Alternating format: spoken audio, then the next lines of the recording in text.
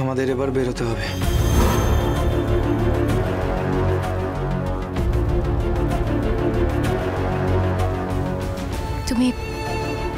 তুমি এসো।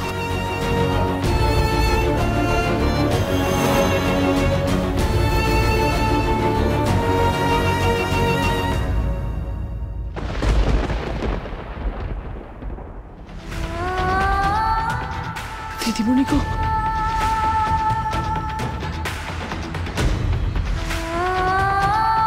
এইভাবে কেঁদো না দিদিমণি। ভাগ্য যেখানে নিয়ে যাচ্ছে সেখানে যাও। আমার মন বলছে সব ভালো হবে, তুমি দেখো সব ভালো হবে।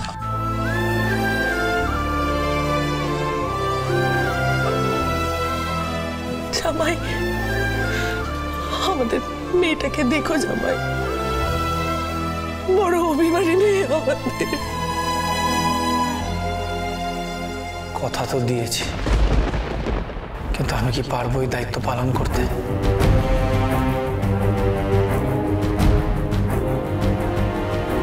আপনিও আমাদের সাথে চলুন।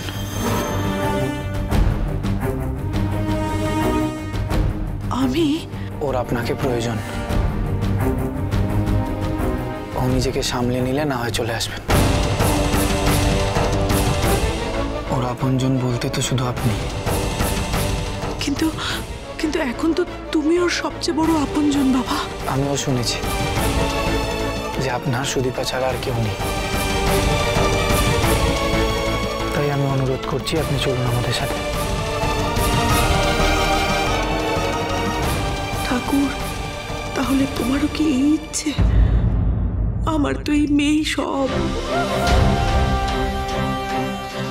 যাই তাহলে। দাদা গো, তোমার মেয়ের সংসার গুছিয়ে দিয়ে আসি। ঠিক আছে, আমি যাব। আপনারা আসুন।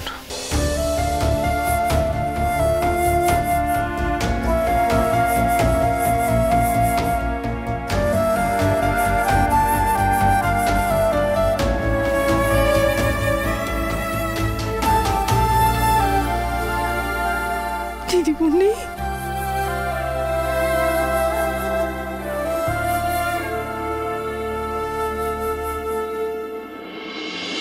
তোকে আমি আশীর্বাদ করি মা, তুই বড় হ, অনেক বড় হ, সুখে থাকিস। মেয়েটাকে একটু দেখে রেখো বাবা, ভালো থেকো।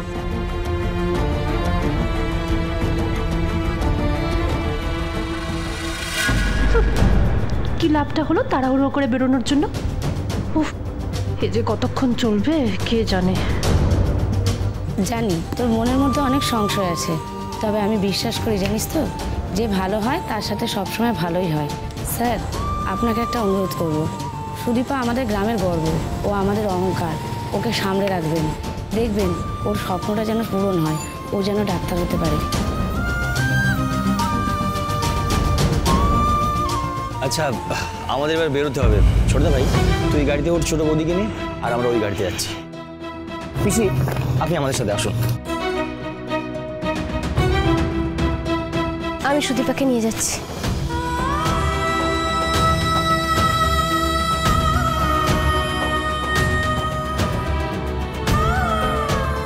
কি এটা তুমি কি করছো?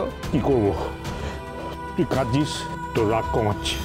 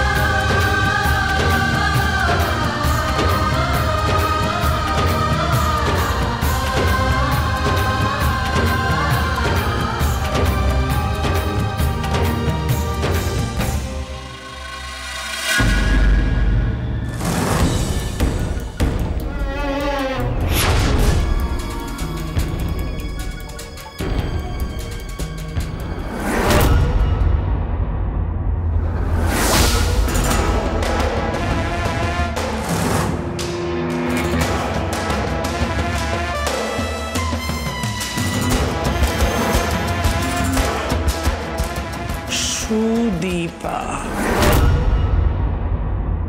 সূর্য আর দীপা। আর এই মেয়ের মুখ তো একদম দীপা বসানো। জিন ছাড়া তো এত মিল হওয়া সম্ভব নয়। তাহলে কি সেনগুপ্ত বাড়ির জিন এখনো বেঁচে আছে?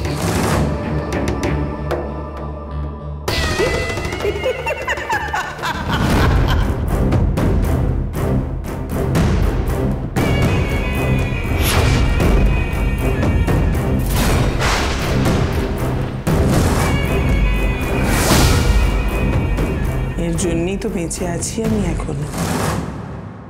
হ্যাঁ, আমার সৎ ছেলের সন্তান, আমার নাতনি, সে এখনো বেঁচে আছে। তাহলে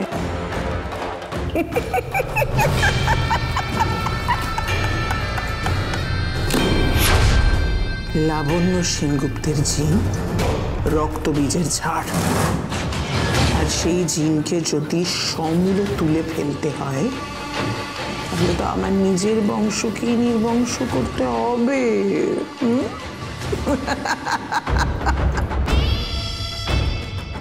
এক সেকেন্ড, ওরা তো যমজ বোন ছিল, আরেকজন কোথায়?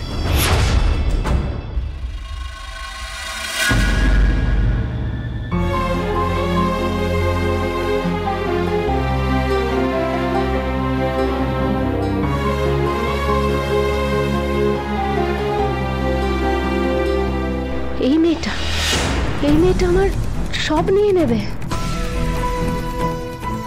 কেন এলো আমার সাথে? কেন এরকম হলো? কেন? আমিও সবাইকে বলে দেব। আমি যদি সুদীপাকে সব বলে দিই তাহলে কেমন হবে?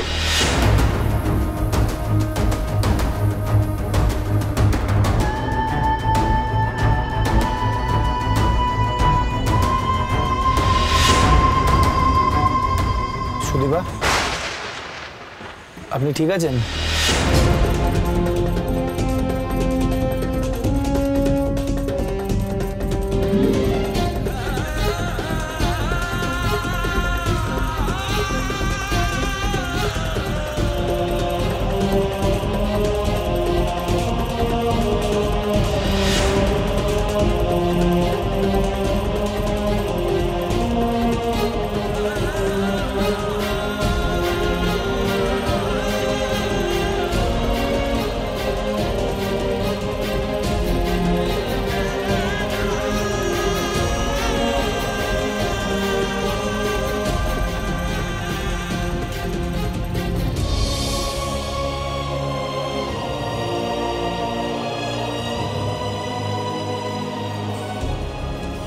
কিছুক্ষণ আগে অবধিও আমি ওকে চিনতাম না, কিন্তু ও এভাবে আমার কাঁধে মাথা রেখে আছে, আমার এতটুকু অস্বস্তি হচ্ছে না।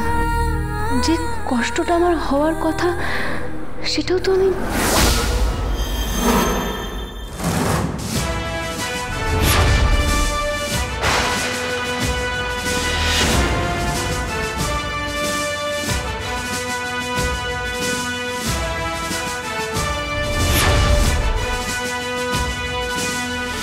আমার হয়তো এই বাড়িতে আসার কথা ছিল, কিন্তু সেটা তো অন্য কারোর হাত ধরে নয়।